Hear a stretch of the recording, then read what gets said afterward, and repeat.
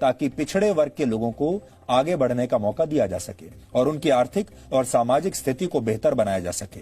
संविधान का निर्माण करने वाले बाबा साहेब डॉक्टर भीमराव अंबेडकर चाहते थे कि आरक्षण की व्यवस्था सिर्फ शुरुआती 10 वर्षों के लिए हो, यानी भारत में आरक्षण की व्यवस्था को 1960 तक समाप्त हो जाना चाहिए था। लेकिन ऐसा हुआ नहीं, क्योंकि राजनीतिक पार्टियों ने आरक्षण को चुनाव में जीत हासिल करने का एक हथियार बना लिया और आज भी हमारे देश के राजनीतिक दल हर चुनाव में आरक्षण के इसी हथियार पर धार लगाना भूलते नहीं।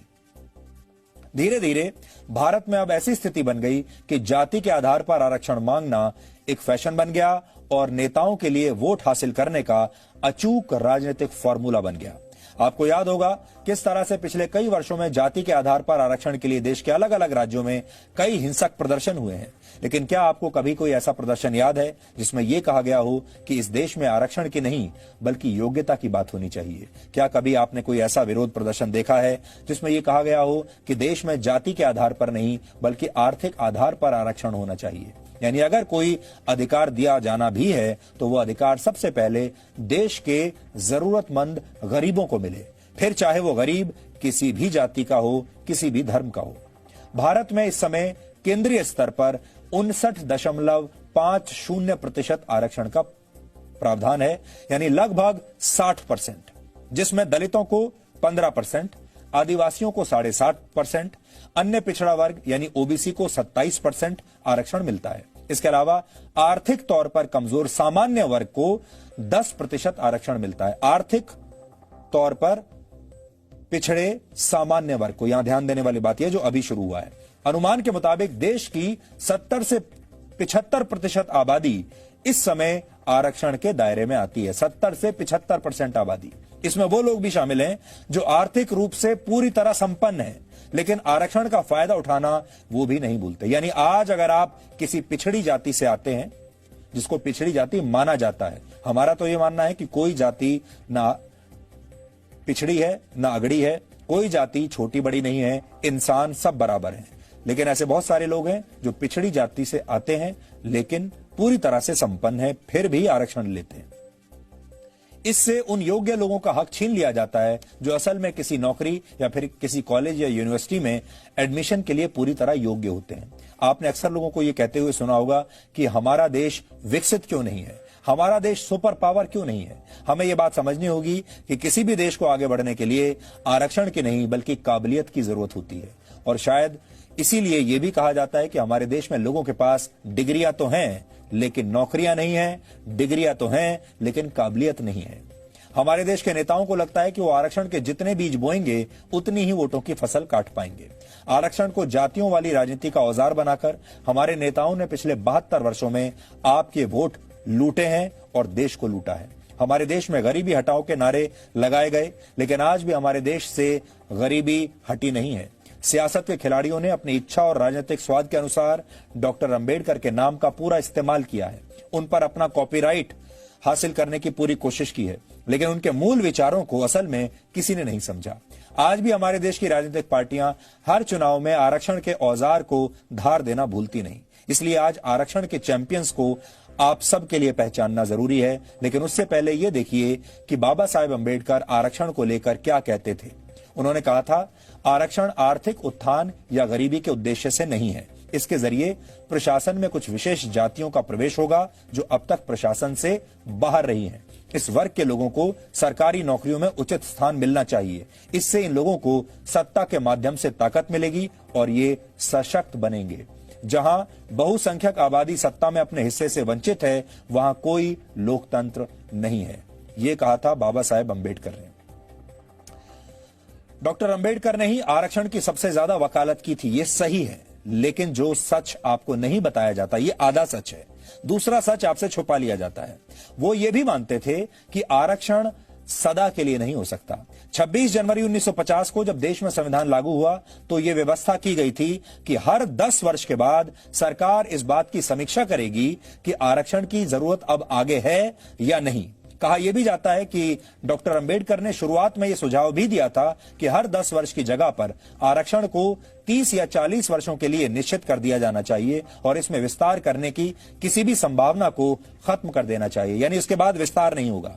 लेकिन एक बार जो आरक्षण व्यवस्था लागू हो गई, वो व्यवस्था न सिर्फ अब तक कायम है बल्कि इसमें एक के बाद एक जातियां जुड़ती चली गईं और आरक्षण बढ़ता चला गया।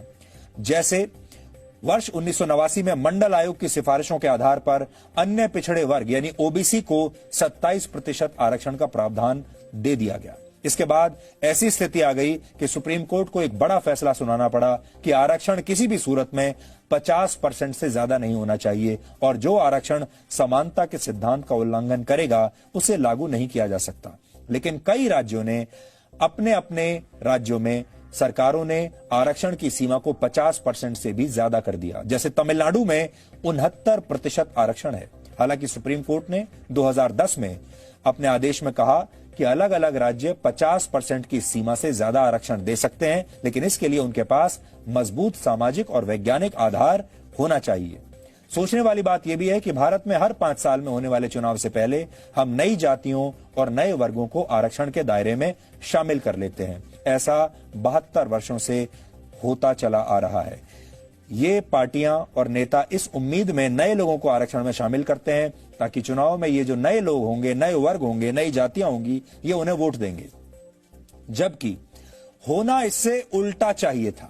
भारत को अब तक इतना मजबूत हो जाना चाहिए था कि वो हर 5 साल में अलग अलग वर्गों को सशक्त बनाकर आरक्षण के दायरे से बाहर करता चला जाता।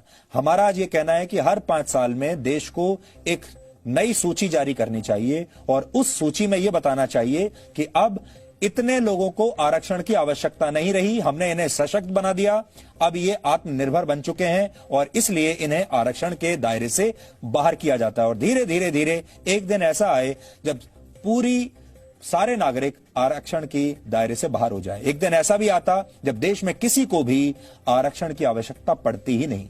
लेकिन दुख की बात यह है कि हम आज भी आरक्षण पर ही आश्रित हैं और शायद यही भारत के आत्मनिर्भर बनने की राह में सबसे बड़ी रुकावट है। आज हम ये बात तो बहुत कहते हैं कि भारत को आत्मनिर्भर होना चाहिए, लेकिन आरक्षण लेकर क्या भारत आत्मनिर्भर हो सकता है? क्या जो लोग आरक्षण का लाभ ले रहे हैं बिना योग्यता के, सिर्फ इस कारण कि वो एक खास जाति से आते हैं, क्या वो कभी भी आत्मनिर्भर हो पाएंगे? ये एक बहुत बड़ा सवाल है और इसीलिए हम ये कह रहे हैं कि आत्मनिर्भर बनने के लिए, सशक्त बनने के लिए आपको आरक्षण की नहीं बल्कि काबिलियत की जरूरत है। यहां हम ये साफ करना चाहते हैं कि हम आरक्षण के खिलाफ नहीं है, बल्कि आरक्षण को सही तरीके से और सही लोगों के लिए लागू कराने के पक्ष में है। सही लोगों के लिए, ताकि समाज के हर वर्ग के कमजोर व्यक्ति को, जिसको इसकी जरूरत है, उससे इसका लाभ मिल सके। और इसी मुद्दे पर हमारा आज का दृष्टिकोण यह है कि आरक्षण जैसी व्यवस्थाएं आर्थिक रूप से कमजोर लोगों के लिए ही होनी चाहिए, क्योंकि इसे जाति के आधार पर लागू करना एक तरह से समाज का बंटवारा करने के बराबर है। हमारा मानना है सभी इंसान बराबर हैं और जब इंसान बराबर हैं तो जातियों के आधार पर आखिर कोई छोटा और बड़ा कैसे हो सकता है। आरक्षण के संदर्भ में हमें यह बात समझनी होगी कि किसी भी इंसान के सम्मान के लिए उसका आत्मविश्वास बहुत जरूरी है और आत्मविश्वास 3 बातों से आएगा। पहला है परिश्रम, दूसरा है पुरुषार्थ और तीसरी और सबसे जरूरी बात है आत्मनिर्भरता। अगर कोई पुरस्कार आपको परिश्रम और पुरुषार्थ के बगैर मिले तो उसे एक प्रकार से रिश्वत माना जाएगा और उस व्यक्ति में कभी भी वो आत्मविश्वास नहीं आ सकता। आत्मनिर्भर व्यक्ति समाज या देश बनाने के लिए सबसे पहली शर्त यह है कि उसमें आत्मविश्वास होना चाहिए। अगर आरक्षण देना ही है तो आर्थिक आधार पर दिया जाना चाहिए, लेकिन आर्थिक तौर पर आरक्षण भी इसी भाव से देना चाहिए कि आगे चलकर इसकी जरूरत कम से कम लोगों को हो। एक सरकार की सफलता इस बात में है कि वो ये बताए कि अब उसके शासनकाल में कितने कम लोगों को आरक्षण की आवश्यकता रह गई है, ना कि वो ये बताए कि अब हमने कितने ज्यादा लोगों को आरक्षण के दायरे में डाल दिया। इसका मतलब सरकार अच्छा काम नहीं कर रही और ये बात आप सब लोगों को समझनी होगी कि आपको आरक्षण नहीं बल्कि सशक्त बनने की जरूरत है, आत्मनिर्भर बनने की जरूरत है, इतना सफल बनने की जरूरत है कि आपको ना सब्सिडीज की जरूरत पड़े, ना डिस्काउंट की जरूरत पड़े, ना ईएमआई और लोन माफ कराने की जरूरत पड़े और ना ही आरक्षण की जरूरत पड़े। आप इतने सशक्त बने कि आप अपनी सारी ईएमआई, सारे लोन और अपनी काबिलियत के आधार पर कोई भी काम कर सकें। हमारा दृष्टिकोण यह है, आरक्षण देने के बजाय सरकार हर व्यक्ति को आत्मनिर्भर बनाए, लोगों को इस काबिल बनाया जाए कि उन्हें आरक्षण की कभी भी जरूरत ना पड़े। और यह भी हमारा मानना है कि हमें एक देश बनाना चाहिए जहां ना तो टैक्स की माफी होनी चाहिए, ना सब्सिडी होनी चाहिए, इसकी जगह लोग सक्षम होने चाहिए। और इसी रास्ते पर आगे चलकर हम आत्मनिर्भर भारत का सपना पूरा कर सकते हैं, क्योंकि आत्मनिर्भर भारत की राह में सुविधाएं रुकावट बनती हैं। इस तरह की सुविधाएं, इन सुविधाओं की आदत लोगों को काम करने से रोकती है और कामचोर बनाती है। अगर भारत को सही मायने में आत्मनिर्भर बनना है तो संकल्प के साथ देश के लोगों को ये सुविधाओं, मुफ्त सुविधाओं वाली नींद से जागना होगा। तभी एक मजबूत राष्ट्र का निर्माण होगा, तभी आप चीन जैसे देशों का मुकाबला कर पाएंगे, तभी आप इजराइल जैसे बन पाएंगे। आरक्षण के बाद अब हम अर्थव्यवस्था का विश्लेषण करेंगे और यह विश्लेषण देखने के बाद आप भी